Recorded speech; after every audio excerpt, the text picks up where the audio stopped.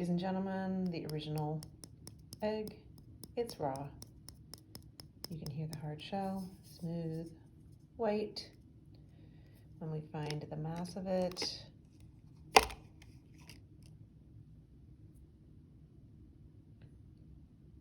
$61 grams.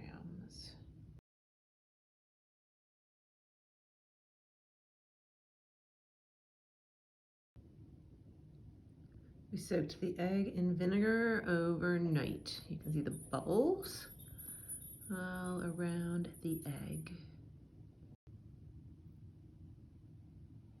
So when you take it out of the vinegar, the shell just comes right off. Isn't that interesting? And that's just my fingernail gently scraping the shell away. And you can see the membrane underneath it is translucent. The egg is really squishy, like a bouncy ball. When you find the mass of the egg after it's soaked in vinegar, I guess I'm getting a wicked reflection there, it's 87 grams now.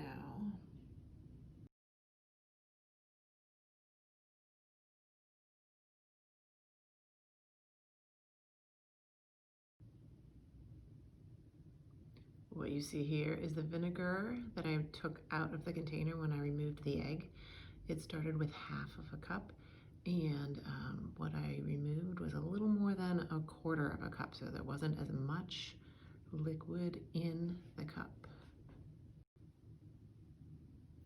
So then the next step is supposed to be that you soak the egg in corn syrup, but they didn't have it at Safeway and they didn't have it at Harris Teeter, so I had to settle for Mrs. Butterworth's, which actually has some corn syrup in it.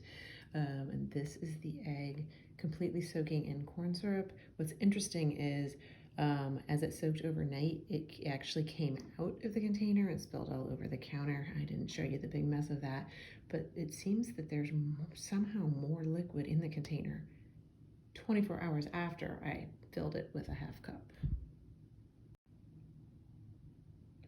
All right, so after 24 hours in the syrup, this is what the egg looks like. You can see the yellow of the yolk inside, so it's still translucent.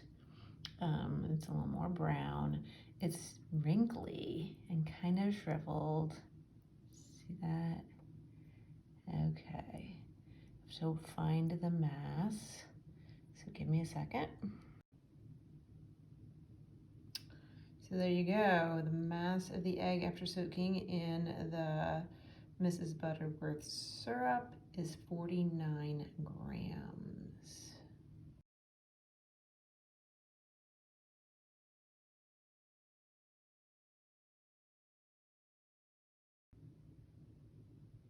And this is the liquid that remained when I took the egg out.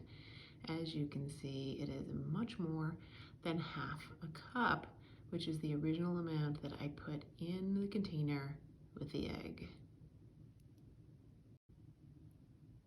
So our next step is to add blue food coloring to pure water, just fresh water from the kitchen sink, and let that spread out.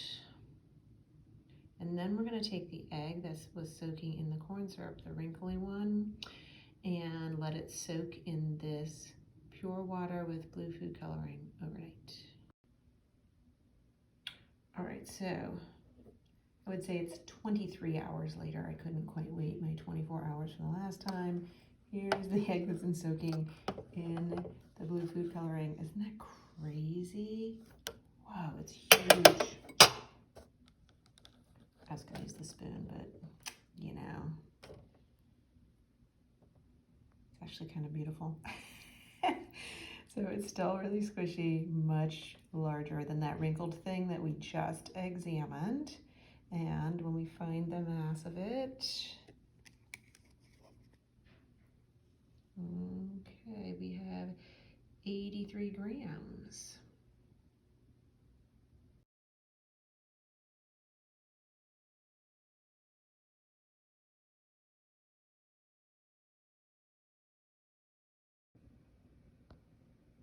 Okay, so this is the last part of the experiment, and when we do this in person, I always have a kid come up and try to predict, like, is it blue because the membrane is blue? Is it blue because the water inside it is blue? It actually looks pretty universally blue. You can't really see the yellow yolk in there anymore. So right now you think that the membrane is blue or the water inside it is blue, and then I'll poke it to reveal. Grand finale. So this is the water that was left when I removed the egg. As you can see, it is not half a cup. It's less than the half a cup that I put in there. Okay, here we go. Oh. Sorry about that little noise. Oh my gosh. Okay, so look at that. The yolk is still intact. The membrane is for sure blue. And the liquid, which isn't really egg white, isn't really water, probably a combination of all the liquids that moved back and forth through this membrane, the liquid is blue.